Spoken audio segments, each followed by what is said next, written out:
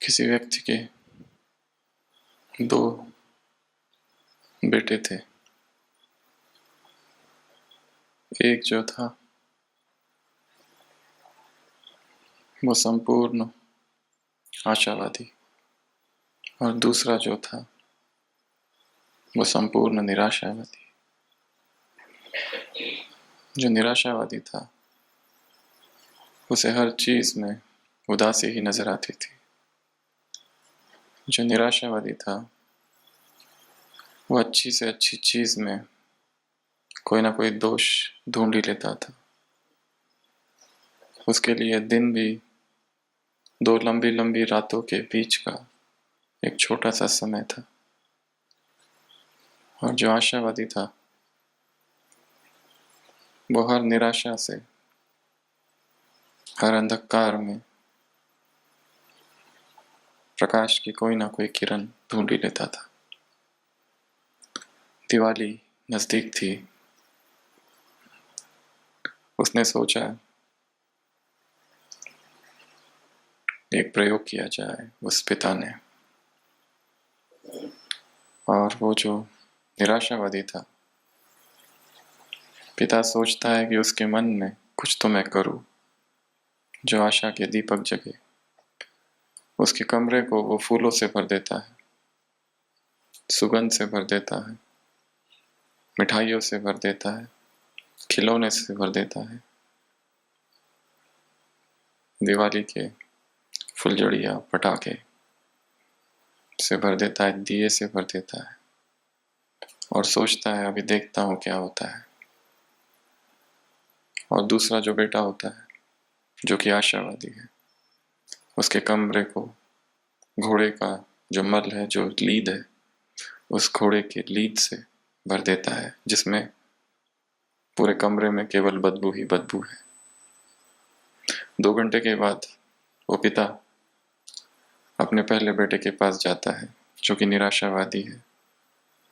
वो एक कोने में बैठा है और दुखी है। पिता उससे पूछते हैं, क्या तुम खुश नहीं हो?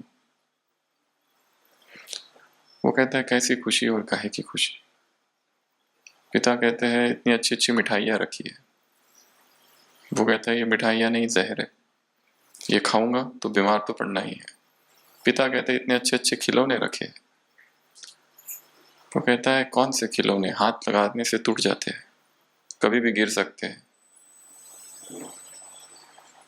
पिता कहते हैं, दिए रखे हैं।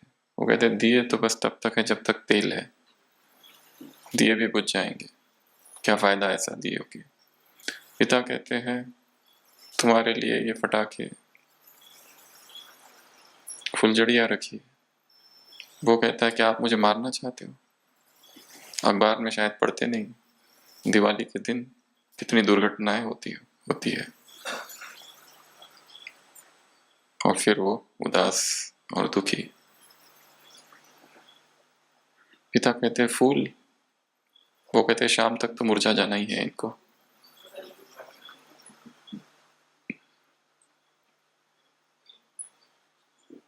पिता सोचते हैं, यहाँ ये हाल है तो वहां क्या हाल होगा। जहां पे गंदगी है। वो दरवाजा खोलता है, दूसरे बेटा जिस कमरे में है, तो दूसरा बेटा खुशी में नाच रहा है। पूरे कमरे में घोड़े की लीद है, तो वो लीद को निकाल निकाल के कुछ खोज रहा है। पिता उससे कहते, तुम क्या कर रहे हो? वो कहता है, देखते नहीं घोड़े की लीद, जरूर घोड़ा कहीं ना कहीं तो होगा ही। मैं उस घोड़े की खोज में हूं, आप भी खोजो, जिन्हों खोया तिन्हों पाइया। ऐसा कुछ नहीं है जो खोजने से नहीं मिलता।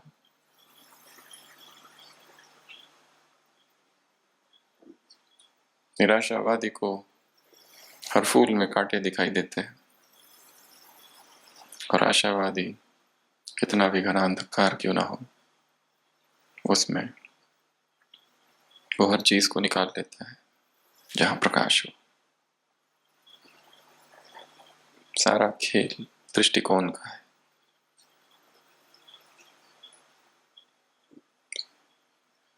वैसी ही दो परिस्थितियों में दो व्यक्ति के अलग अलग दृष्टिकोण होते हैं और उसी अनुसार उनका जीवन बढ़ता है। आज की मुरली वृत्ति, वाइब्रेशन और वायुमंडल, ट्रायंगल, और तीनों को क्या बनाओ, बीच में पी, पावरफुल। जैसी वृत्ति होगी वैसे वाइब्रेशंस, और वैसा ही क्या बनेगा, वायुमंडल।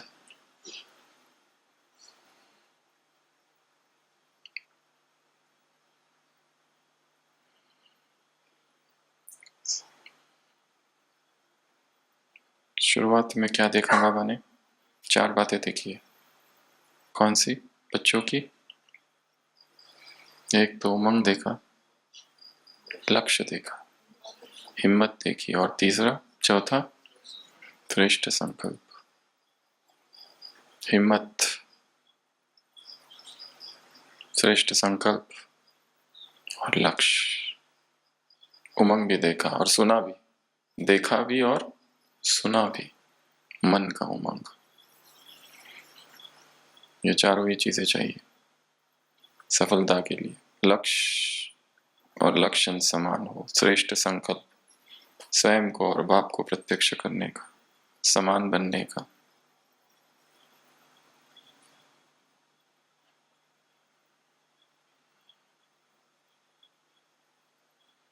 मीटिंग्स है, 3 ग्रुप है, तीनों ग्रुप से बाबा मिल रहे हैं, तीनों के लिए कुछ कुछ काम दिया है।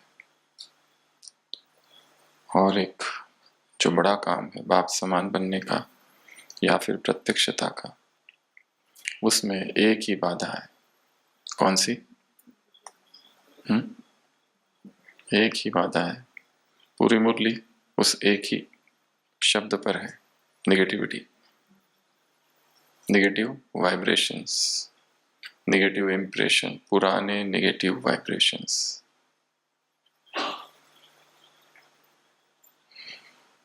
और इससे मुक्त होने की कुछ विधियां बताई। तो इस क्लास में हम 2 बातें डिस्कस करेंगे। एक तो जो मुरली में भी बाबा ने कहा, इससे कुछ फायदा है क्या? फायदा नहीं है। नुकसान क्या क्या है? और दूसरा, इससे मुक्त कैसे हो? आपस में एक दूसरे के बारे में जो नेगेटिव वाइब्रेशंस, नेगेटिव छाप जो मन में रहती है, जब तक ये है, चाहे कितनी भी सेवा कर लो, एक ही दिन में कितनी क्लासेस करा लो, 8, एक दिन में 8 क्लासेस, कितने भी योग शिविर करा लो, कितने भी कोर्स करा लो, जब तक ब्राह्मणों की वृत्ति में नेगेटिविटी है, किसके प्रति? एक दूसरे के प्रति, तब तक ये प्रत्यक्षता का कार्य पूरा नहीं होगा। कैसे हटाए इस नेगेटिविटी को? इस मुरली में 7 विधियां बताई है। पहली, शुभ भावना, शुभकामना। दूसरा, रहम। तीसरा, क्षमा। ये 3 मुख्य है। चौथा, नॉलेज। नॉलेज से ये जानो राइट क्या है, रॉन्ग क्या है, परंतु इसका मतलब ये नहीं कि नेगेटिव को धारण करो। 5वां, जज नहीं करना है, जजमेंट नहीं देना है। वो काम किसका है? बाप का।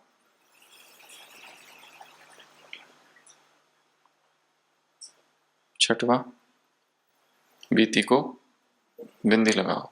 और लास्ट, जिस पर ड्रिल कराई, वृत्ति में अचल, वृत्ति में हलचल नहीं, वृत्ति में एकाग्र, वृत्ति में शक्तिशाली। ये सारे ही शब्द हम सब ने हजारों बार सुन रखे, इसमें नया ऐसा कुछ नहीं है।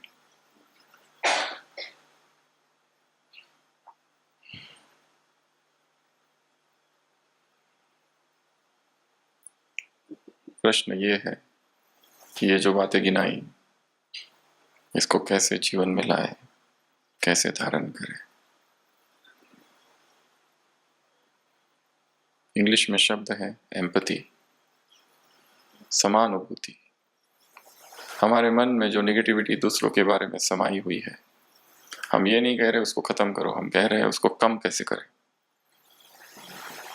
कम करने की विधियां, समाप्त तो हो जाए तो बहुत अच्छा, परंतु कम कैसे की जाए उसकी एक विधि है एम्पैथी। दूसरे व्यक्ति के संघर्ष और चुनौतियों को समझना। क्या समझना है कि हर व्यक्ति यहां पर एक संघर्ष कर रहा है, एक चुनौतियों से जूझ रहा है, उसको समझना।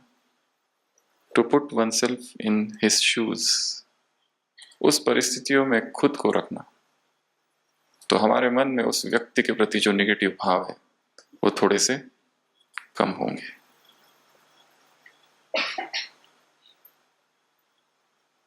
दूसरा है गॉसिप्स,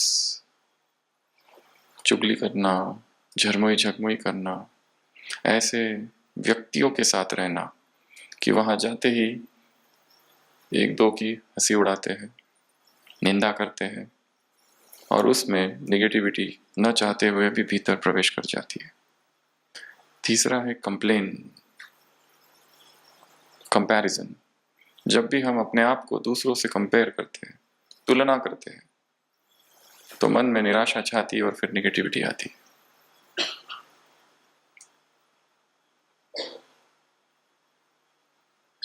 हर व्यक्ति की अपनी एक यात्रा है, हर व्यक्ति अपनी यात्रा पर है, हर व्यक्ति अपनी क्षमता अनुसार द बेस्ट कर रहा है, हमें वो दिखाई नहीं देता है।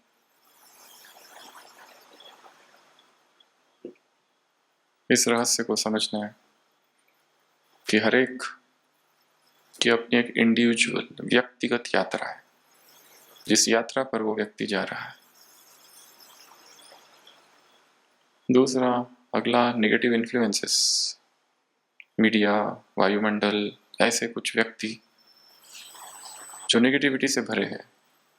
हमें अगर अपने आप को बचाना है तो ऐसे इन्फ्लुएंसेस से, वातावरण से अपने आप को दूर रखना होगा। उसके बाद ग्रेटिट्यूड, जैसे ही हम धन्यवाद का भाव प्रकट करते हैं तो मन से उस व्यक्ति के प्रति नेगेटिविटी कम होने लगती है। नहीं तो न चाहते हुए भी, विलिंगली अनविलिंगली, कहीं ना कहीं कोई ना कोई नेगेटिविटी अंदर घुस जाती है। तो मुरली की तरफ आते हैं 7 बातें। सबसे पहली, शुभ भावना और शुभकामना। अफर्मेशन और विजुअलाइजेशन, ये 2 टेक्निक्स हैं। उसको रिपीट करना, उसको विजुअलाइज करना, अपने आप को विजुअलाइज करना कि हम उस स्थिति में पहुंचे हैं जहां पर दूसरों के लिए नेगेटिविटी हमारे मन में पूरी तरह से खत्म हो गई है। अफर्मेशन, बार बार रिपीट करते रहना, रिपीट करते रहना।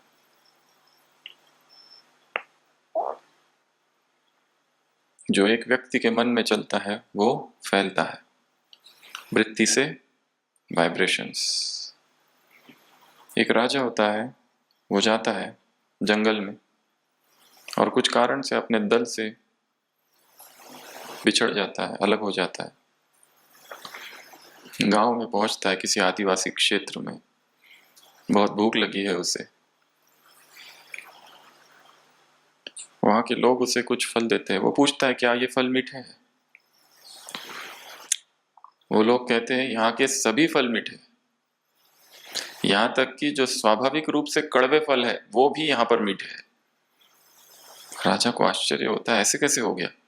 वो कहते हैं कि हमारा जो राजा है वो न्याय प्रिय है, हमारा जो राजा है वो धर्म का प्रतीक है, पर्याय है, और उसकी वजह से यहाँ की प्रजा भी वैसी हो गई है और उसकी वजह से यहाँ की प्रकृति पर भी प्रभाव पड़ा है। तो यहाँ पे जो कड़वे फल थे वो भी मीठे हो गए हैं। राजा को बहुत खुशी होती है, पर उनको पता नहीं कि ये राजा है, और ना ही राजा अपनी आइडेंटिटी रिवील करता है, और बहुत प्रसन्नता से लौटता है अपने राज्य में, गर्वित पर धीरे धीरे यह गर्व अहंकार में परिणत हो जाता है, स्वयं के बारे में सोचने लगता है और धीरे धीरे धीरे धीरे उसके स्वभाव में परिवर्तन होता है और वो अत्याचारी राजा बन जाता है उस अहंकार की वजह से। मैं ही सब कुछ हूं, सर्वे सर्वा हूं।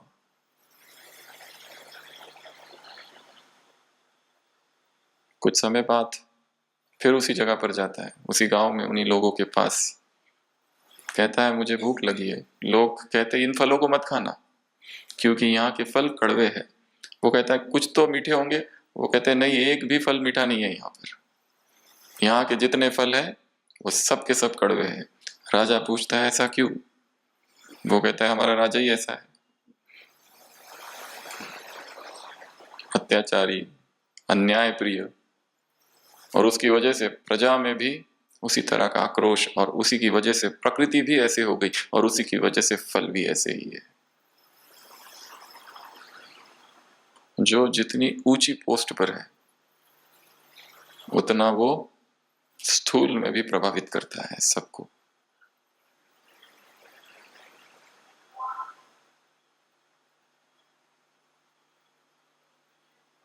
With higher power comes higher responsibility. जितनी ज्यादा पावर उतनी अधिक जिम्मेवारियां। प्रजा अगर कोई गलती कर दे तो उसका प्रभाव इतना नहीं, पर राजा कोई गलती करे तो वो कितनों को प्रभावित करता है। उसी तरह संसार की आत्मा कोई गलती करे उसका इतना प्रभाव नहीं है, परंतु वो ब्राह्मण जिनको भगवान ने चुना है, जो सर्वश्रेष्ठ है, जो कि हाईएस्ट है, होलीएस्ट है, रिचेस्ट है, प्योरेस्ट है, उनके मन में व्यर्थ और उनके मन में निगेटिविटी ये संसार की आत्माओं को प्रभावित करेगा। इसलिए क्या पहली विधि, चाहे कोई कैसा भी हो। बाबा ने उदाहरण किसका दिया? 2 उदाहरण दिए, एक तो मूर्तियों का और दूसरा ब्रह्मा का, 3 एक मधुबन का। चैतन्य मूर्तियां तुम हो। वो जड़ मूर्तियां भी अपनी किरणें फैलाती है। तुम हो चैतन्य मूर्तियां, शुभ भावना शुभ कामना की किरणें फैलाओ।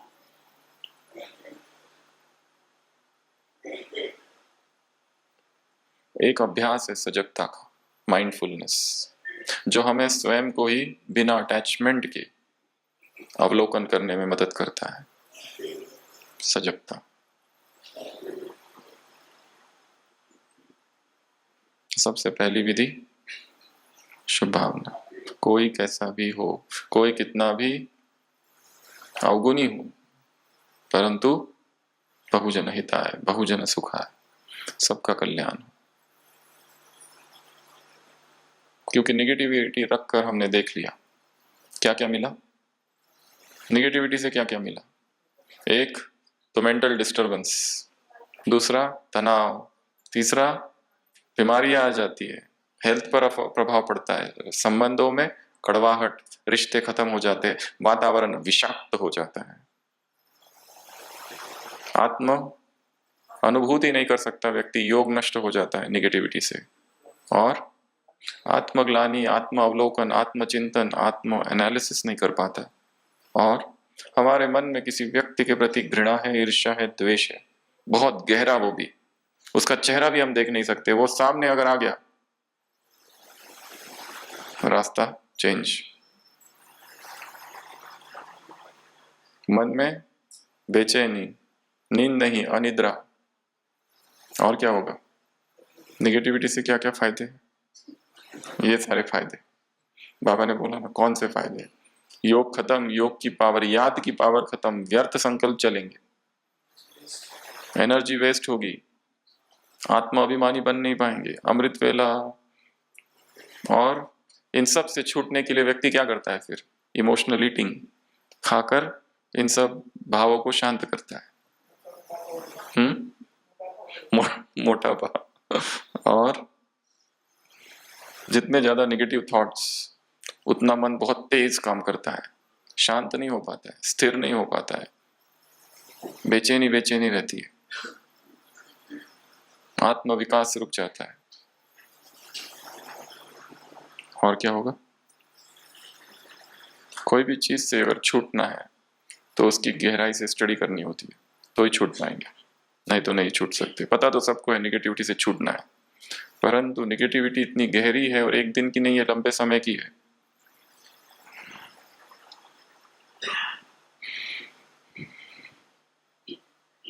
फिर वो व्यक्ति कुछ अच्छा भी करे, उसमें भी हमें बुराई ही दिखाई देती है।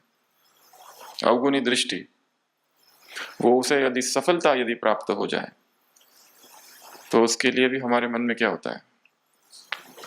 निगेटिविटी, उस सफलता के लिए भी। तो जब किसी व्यक्ति से ईर्ष्या होती है और उस व्यक्ति की सफलता से ईर्ष्या होती है, वास्तव में वो ईर्ष्या व्यक्ति से नहीं सफलता से है, तो वो सफलता तुम्हारे पास भी नहीं आएगी। ये गहरा मनोविज्ञान है। तो सबसे पहले शुभ भावना, शुभकामना। दूसरी विधि बताई, रहम। ब्रह्मा का उदाहरण दिया, रहम। हर व्यक्ति अपना संघर्ष लड़ रहा है, हर व्यक्ति की अपनी व्यक्तिगत यात्रा है। यदि हम ये दूर से देख ले तो उसके प्रति रहम आएगा। बाबा ने कहा है ना, कोई व्यक्ति दुख देता है सबको,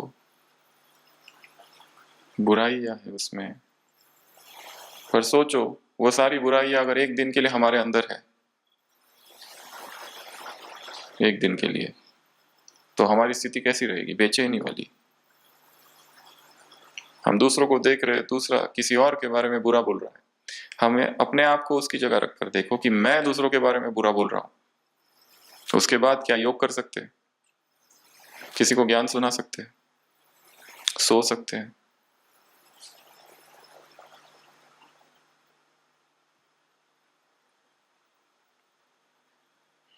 रहम, दया, करुणा, कंपैशन।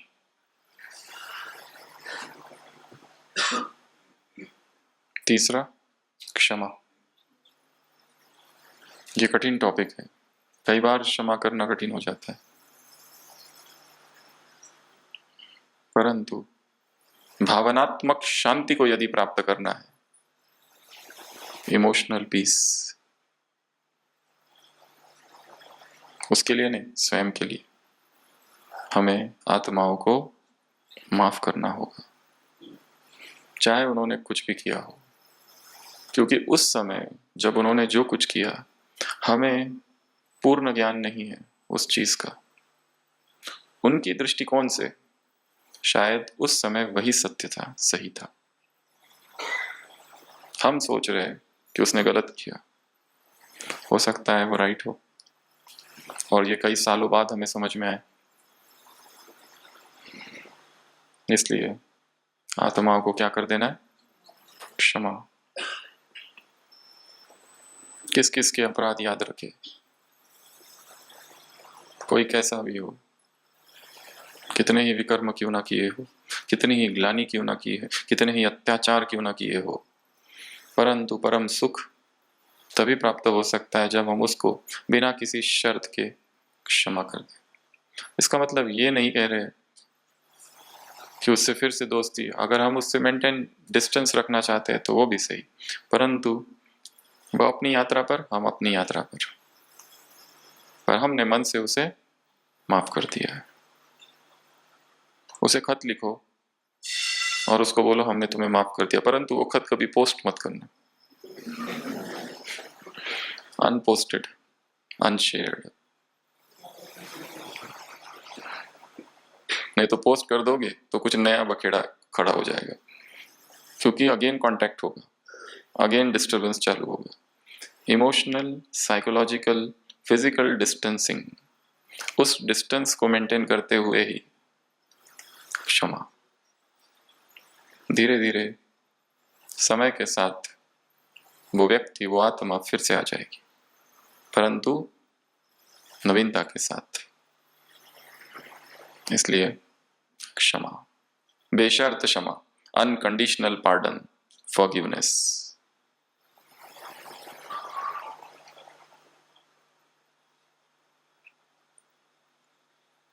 ये तीसरा। चौथा, नॉलेज, नॉलेजफुल अर्थात ये जान लेना ये राइट है ये रॉन्ग है, पर इसका मतलब ये नहीं है कि हम निगेटिव को अपने अंदर धारण कर ले। नॉलेजफुल का अर्थ ये नहीं है कि हमें पता ही नहीं, हमें सबका पता है, इसमें ये है, इसमें ये है, इसमें ये है, ये इसका स्वभाव ऐसा है, उसका स्वभाव ऐसा है, इसका स्वभाव ऐसा है, परंतु ये जानते हुए भी स्वयं अनकलर्ड, उस रंग ने हमें रंगा नहीं है, निरंग, कलरलेस। अगर शक्तिशाली है तो हम उसको रंग सकते हैं। इस मुरली में कहा ना, जिम्मेदार, मददगार, मददगार तो बन सकते हैं। ये बात है, बहुत ऊंची बात है। इसको समझने के लिए भी, स्वीकार करने के लिए भी, सुनने के लिए भी अथाह धीरज चाहिए। इसलिए मुरली का जो टेक्स्ट है बहुत फिलोसॉफिकल, सबके लिए नहीं है, बहुत हाई लेवल की प्यूरिटी इसको समझने के लिए चाहिए और धारण करने के लिए उससे भी ज्यादा।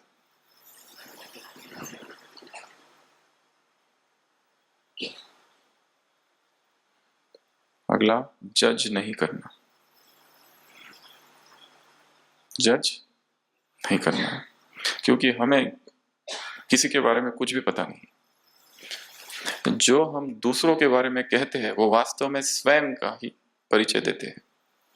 जो भी हम दूसरे के बारे में कहते हैं वो हम उसके बारे में कह ही नहीं रहे, और हम किसके बारे में कह रहे हैं? अपने बारे में। हम अपनी सूचना दे रहे हैं।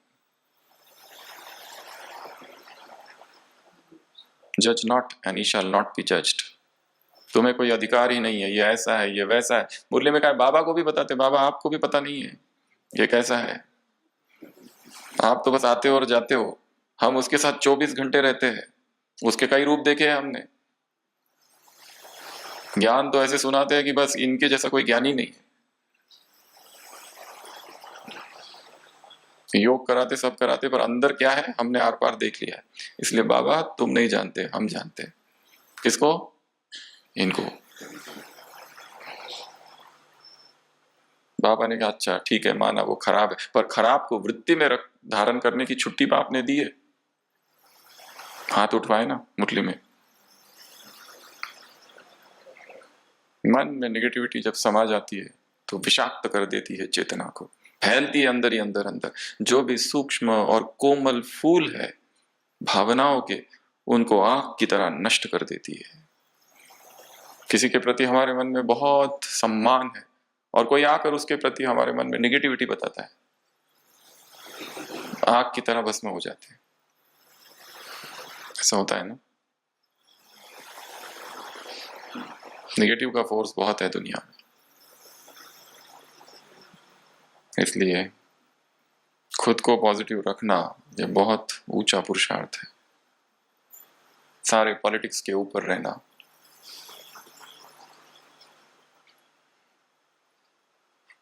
आए आए आए की दुनिया से परे रहना पुरुषार्थ है।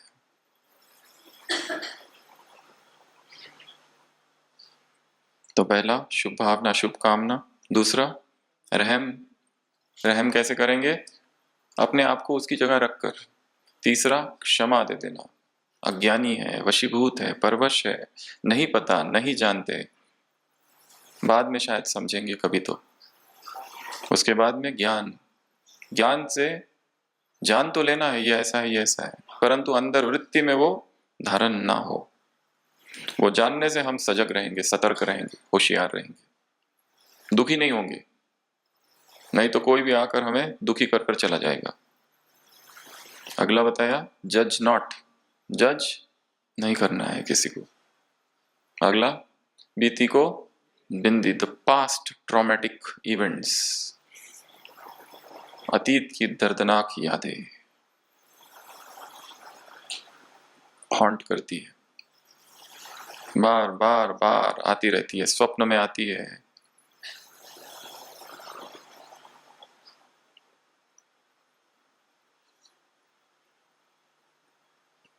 बाबा ने कहा उसको सोचकर क्या फायदा, साक्षी होकर देखना, हर व्यक्ति अपने जीवन में आगे बढ़ चुका है। व्यक्तिगत जीवन में, पर्सनल लाइफ में।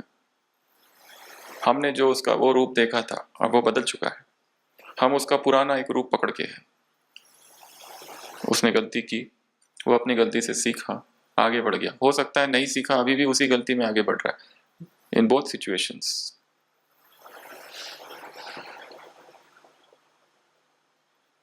परंतु वो पास्ट का हम चिंतन करते रहेंगे तो हमारा टाइम वेस्ट होते रहेगा, एनर्जी वेस्ट होती रहेगी, हम वर्तमान में जी नहीं सकेंगे। इसलिए न्यू हैबिट्स फॉर्म करने हैं, न्यू दिनचर्या बनानी है, उस व्यक्ति के बिना जीने की दिनचर्या।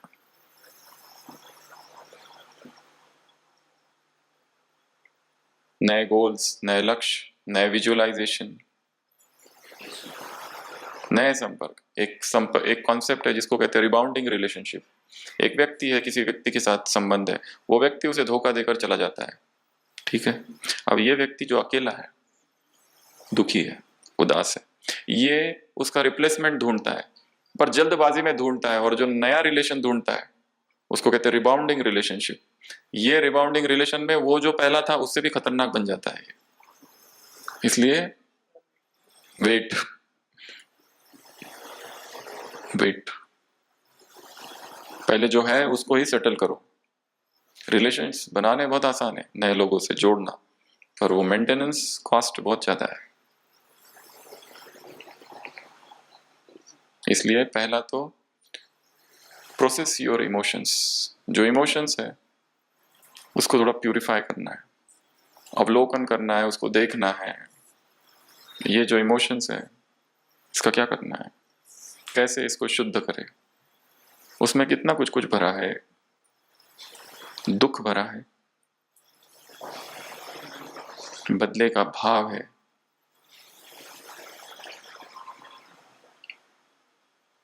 घृणा भरी है।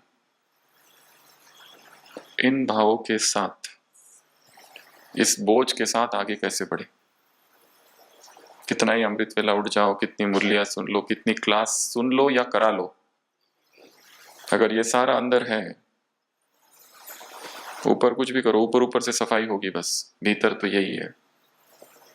आवश्यकता है भीतर प्रवेश करने की, खुद को स्टडी करना है।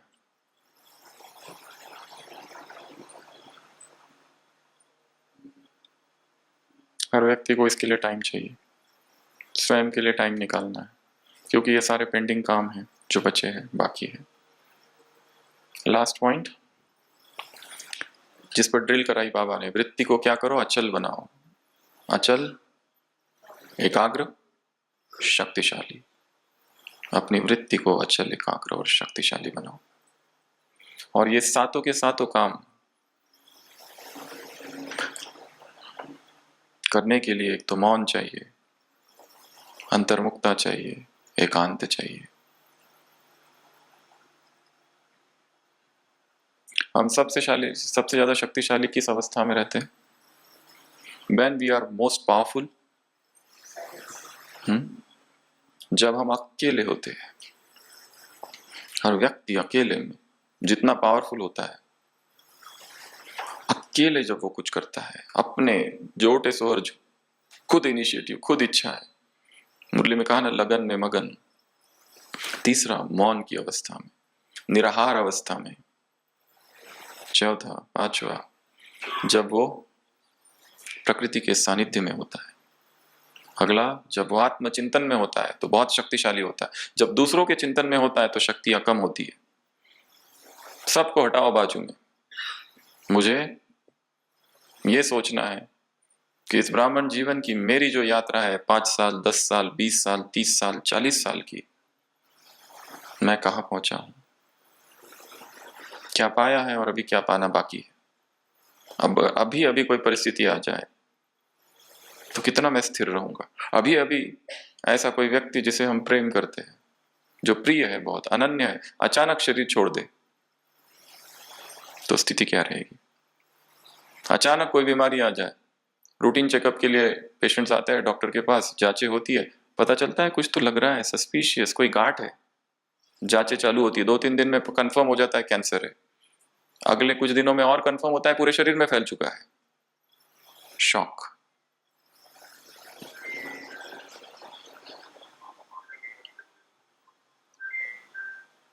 इससे और एक चीज भी पता चलती है बीमारियों के विषय में। अचानक जिनको रोज हम देखते हैं ओपीडी में, व्यक्ति आता है अचानक शुगर 500, वो कहता है हमें तो कुछ हुआ ही नहीं, पता ही नहीं चला।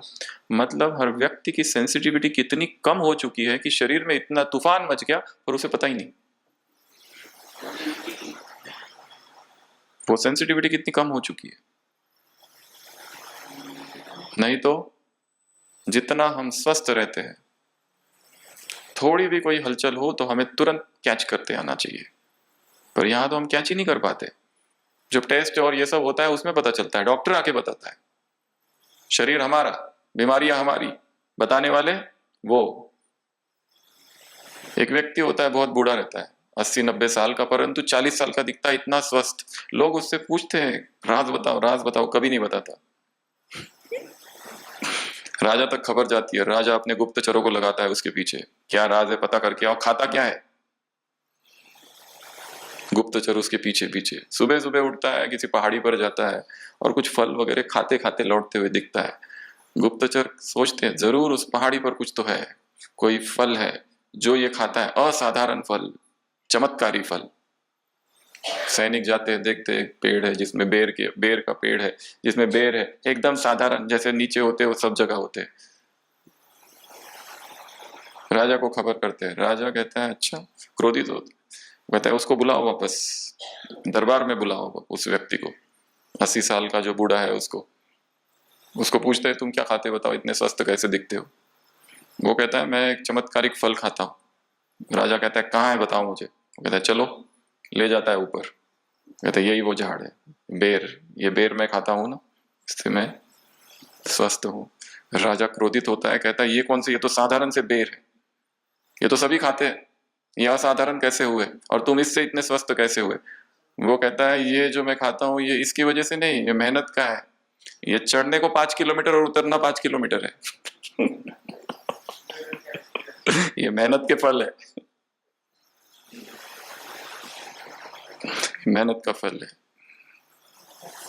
तो जब व्यक्ति प्रकृति के सानिध्य में रहता है तब उसकी सेंसिटिविटी कुछ और तल की होती है, और धीरे धीरे अप्राकृतिक जितना होता है पता ही नहीं चलता है उसके शरीर में क्या हो रहा है, अचानक एक दिन पता चलता है, और तब तक इतना लेट भी हो चुका है।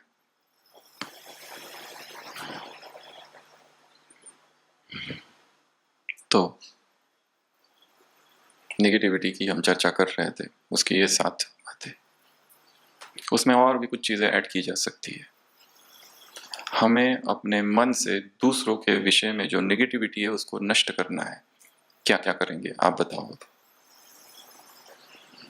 दूसरों की अच्छाइयां देखने का अभ्यास कठिन अभ्यास है, महाकठिन अभ्यास।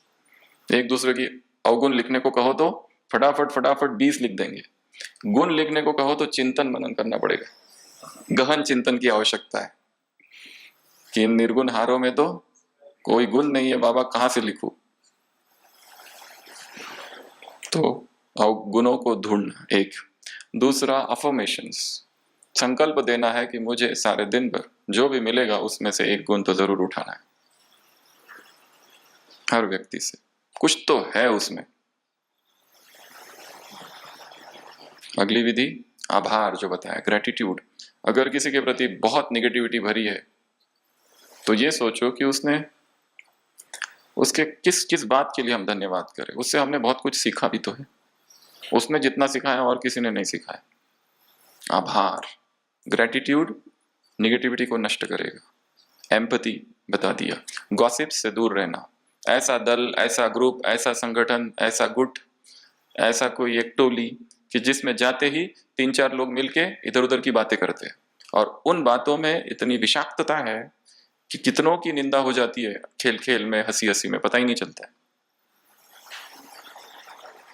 स्टे अवे ऐसे संगठन से, एक ये।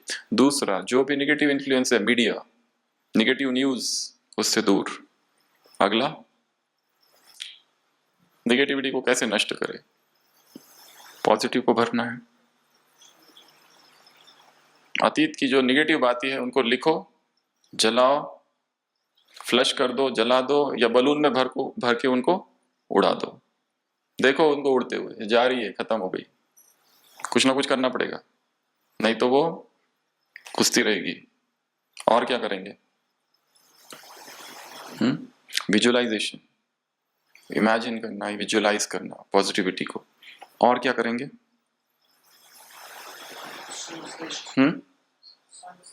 संग श्रेष्ठ, श्रेष्ठ संग, मुरलियों का संग, ज्ञान का संग, परमात्मा संग, प्रकृति का संग, जो जो श्रेष्ठ संग है, जहां जहां हायर वाइब्रेशन है वहां वहां जाना है।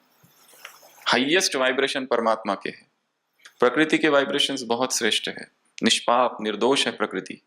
उसके सानिध्य में जाके किसी पहाड़ के पास, पहाड़ को देखो, झील को देखो, चंद्रमा को देखो, निरागस है, प्रकंपन आएंगे। और लर्निंग एटीट्यूड, और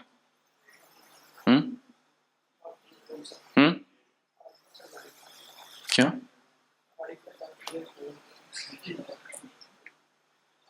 और क्या करेंगे? बुक्स, हाँ, बुक्स पढ़ना, अपनी भावनाओं को लिखना, जर्नलिंग, ये भी एक बहुत अच्छी, अपने आप को बिजी रखना कोई क्रिएटिव वर्क में, म्यूजिक, आर्ट, किसी ना किसी काम में, ताकि मन नीचे ना आए, क्योंकि मन का स्वभाव है नीचे आना। तो ये सारी विधियां है। मुरली की तरफ बढ़ते हैं। 3 ग्रुप है। एक स्पार्क का ग्रुप है, उसको क्या कहा बाबा ने? रिसर्च करो इसी टॉपिक पर। इंजीनियर्स का ग्रुप है, उनको क्या कहा? प्लान बनाओ।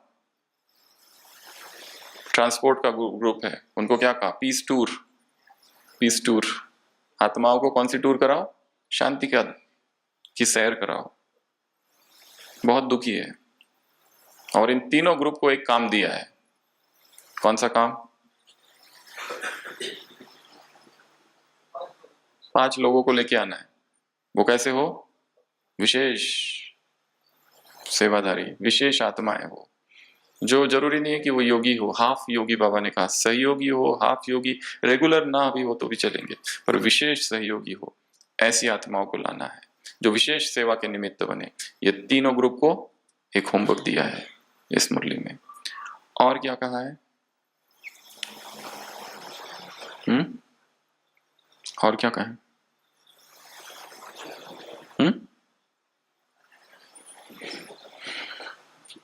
तो हमने 2 बातें देखी। एक तो नेगेटिविटी जो है उससे होने वाले नुकसान, और नेगेटिविटी को खत्म करने की विधियां। तो अमृत वेला, इसका प्रयोग करना है। क्या प्रयोग करेंगे? अपनी आंखों के सामने उन सभी लोगों को लाएंगे जिनके हम आसपास रहते हैं, जिनसे मिलते हैं, जिनके संपर्क में है, एक्वेंटेंस है, और नजर दौड़ानी है एक एक पर। हम जिस डिपार्टमेंट में, वहां से चालू करो। सीनियर, जूनियर, साथी, किसके प्रति किस प्रकार की नेगेटिविटी, और ये काम कब करना है? केवल अमृत वेला, वो भी बीच में, योग करने के बीच में, कि जो जो नेगेटिविटी है उस आत्मा को सामने ला के फिर उसको शुभ भावना, शुभकामना, रहम का भाव, क्षमा का भाव, बीती सो बीती का भाव, और वो अगर डिस्टरबेंस क्रिएट कर रहा है तो उसमें अपनी वृत्ति को अचल रखने का भाव। एक एक आत्मा को सामने लाकर, ये हुआ सेकंड, थर्ड। अगर कुछ भी नहीं है, कुछ आत्माएं न्यूट्रल है, उनके प्रति ना पॉजिटिव है ना निगेटिव, तो उनको लाओ और केवल किरणें दे दो। शुभ भावना, शुभकामना, नेक्स्ट, शुभ भावना, शुभकामना, नेक्स्ट। हाँ, फिर आ गया एक खतरनाक वाला, अब वहां रुकना पड़ेगा क्योंकि ये वो है जिसके लिए केवल हमने निगेटिव सोचा नहीं, परंतु बोला, और बोला भी नहीं, फैलाया, या फिर उसने हमारे लिए ये सब किया। यहां पर थोड़ा ठहरना पड़ेगा। क्या करेंगे ठहर के? शुभ भावनाएं, शुभकामनाएं देनी पड़ेगी। एक राजा सुबह सुबह उठता है, अपनी बालकनी से देखता है, एक भिखारी दिखता है दूर, और भिखारी झुक कर अभिवादन करता है। राजा उसको देखता है, भिखारी उसको देखता है। राजा क्रोधित हो जाता है। दिन की शुरुआत एक भिखारी को देख के अशुभ, टहलने लगता है। आज कुछ ना कुछ तो अकाल पड़ेगा, या 2 युद्ध की घोषणा होगी किसी और राज्य से। टहलते टहलते गिरता है और पैर टूटता है, फ्रैक्चर बिस्तर पर। वैद्य आता है, कहते हैं आराम, कंप्लीट बेड रेस्ट। राजा कहता है ये सब उस भिखारी की वजह से, उसको पकड़ के लाओ और उसको सीधा फांसी पर टंगा दो। भिखारी को पकड़ा जाता है, मंत्री पकड़ते हैं और उसको पकड़ने का और फांसी पर टंगाने का कारण सुनाते हैं। फांसी पर टंगाने से पहले पूछते हैं कि तुम्हें कुछ कहना है? वो कहता है कहना तो बस इतना ही है कि राजा को लगता है मुझे देखने की वजह से उनका दिन अशुभ हुआ, पैर टूट गया, पर मेरी भी सुनो कि मैंने भी तो राजा को देखा और उनको देखने की वजह से मुझे फांसी पर चढ़ना पड़ रहा है। किसका मुख अशुभ ज्यादा है फिर, मेरा या राजा का?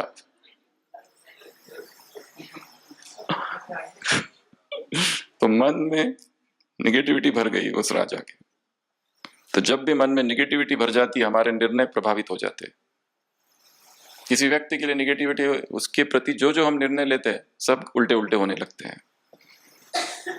वरदान में ज्ञान अर्थात समझ, समझदार धोखा नहीं खाएंगे, बुद्धि स्वच्छ क्लीन, ये नहीं कहेंगे ये कैसे हो गया। स्लोगन अनादि आदि संस्कार को क्या करो, स्मृति में लाओ, तो क्या होगा?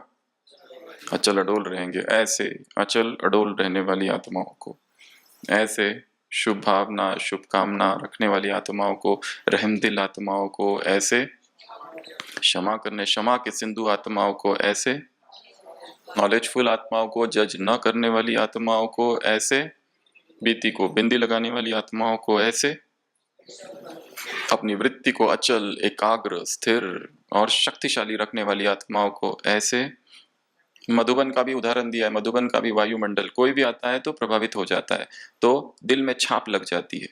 सुनने से भूल सकते हैं, परंतु वातावरण को शक्तिशाली बनाने वाली आत्माओं को, ऐसे वातावरण को निर्विघ्न बनाने वाली आत्माओं को, ऐसे उमंग में रहने वाली आत्माओं को, हिम्मत वाली आत्माओं को, श्रेष्ठ संकल्प वाली आत्माओं को, ऐसे श्रेष्ठ लक्ष्य वाली आत्माओं को, संकल्प बोल और कर्म को एक करने वाली आत्माओं को, रिसर्च करने वाली आत्माओं को, एग्जाम्पल बनने वाली आत्माओं को, शांति का आत्माओं को टूर कराने वाली आत्माओं को, ऐसे चैतन्य मूर्तियों को, हे चैतन्य मूर्तियां, ऐसे बोला ना बाबा ने, ऐसे चैतन्य मूर्तियों को, ऐसे ब्रह्मा बाप समान आत्माओं को, ऐसे ऐसे ऐसे हाँ गुड वाइब्रेशंस फैलाने वाली आत्माओं को, ऐसे वृत्ति वाइब्रेशंस वायुमंडल को शक्तिशाली बनाने वाली आत्माओं को, ऐसे क्या करने वाली? प्रत्यक्ष करने वाली आत्माओं को, स्वयं को प्रत्यक्ष करने वाली और बाप को प्रत्यक्ष करने वाली आत्माओं को, ऐसे ऐसे लक्ष्य और लक्षण को एक करने वाली आत्माओं को, ऐसे अचल अडोल रहने वाली आत्माओं को, ऐसे ज्ञानी आत्माओं को, ऐसे समझदार आत्माओं को, ऐसे बुद्धि को क्लियर रखने वाली आत्माओं को, ऐसे ये कैसे हो गया मुझे तो पता ही नहीं, ऐसा न कहने वाली आत्माओं को, ऐसे धोखा न खाने वाली आत्माओं को, ऐसे पॉजिटिविटी में रहने वाली आत्माओं को, निराशावाद को खत्म करने वाली आत्माओं को। बाप दादा का याद प्यार, गुड नाइट और नमस्ते। हम रूहानी बच्चों की रूहानी बाप दादा को याद प्यार, गुड नाइट और नमस्ते।